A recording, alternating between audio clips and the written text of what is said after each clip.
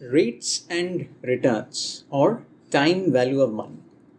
So friends, this is a new chapter that we are going to study today, and it is a very foundational chapter in a sense that in the future, whether you want to value fixed income instruments or equities or any other securities for that matter, time value of money or rates and returns plays a very foundational or fundamental role. So it is very important that we clear the concepts here so that going forward we can apply these concepts and expand on them to do the valuation of any kind of securities that we are asked to do. So friends, let's get started.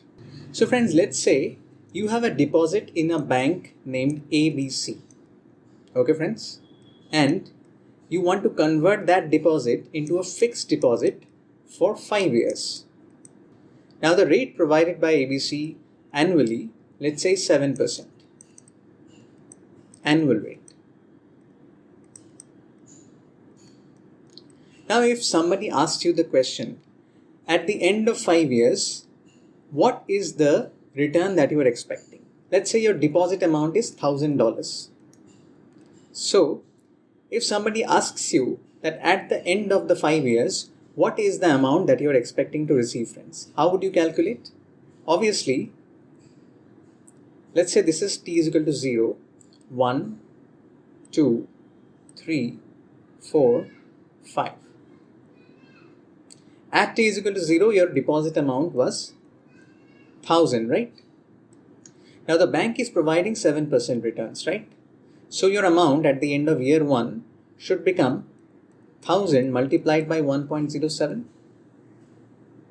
Then at the end of year 2, another compounding happens. So your amount becomes 1,000 multiplied by 1.07 to the power 2.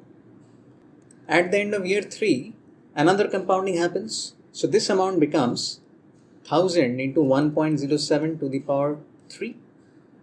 Same happens in year 4. So your amount becomes 1,000 into 1.07 to the power 4.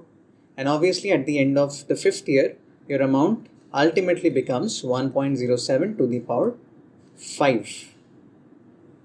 So what was 1,000 at t is equal to 0 becomes 1,000 multiplied by 1.07 to the power 5 when the year is 5, right? So if you have to generalize it, friends, whatever is the present value right now at t is equal to 0, at some period, let's say t is equal to capital N, this PV becomes present value multiplied by 1 plus the periodic compounding rate R raised to the power of the number of periods.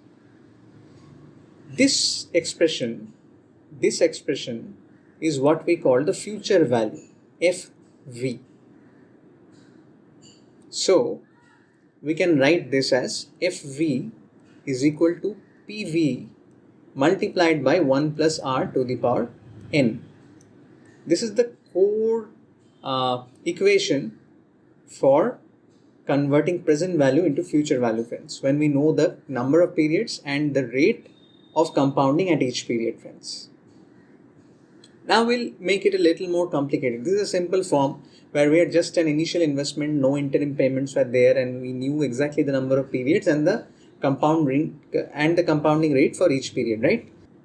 So friends, we have learned so far that FV, future value, is equal to present value multiplied by 1 plus the compounding rate raised to the power the number of periods for which the compounding will happen, right? Now let's say we have $1 million,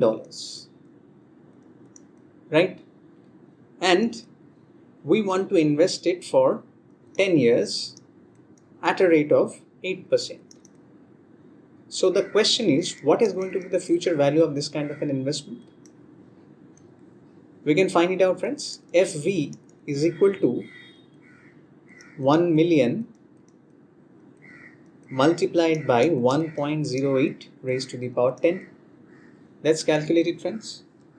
So friends, this is coming to be 2158,924.99.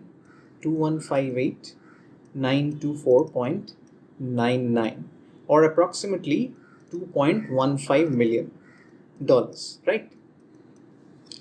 So this is the way we calculate the future value when our present value, compounding rate and number of periods are given.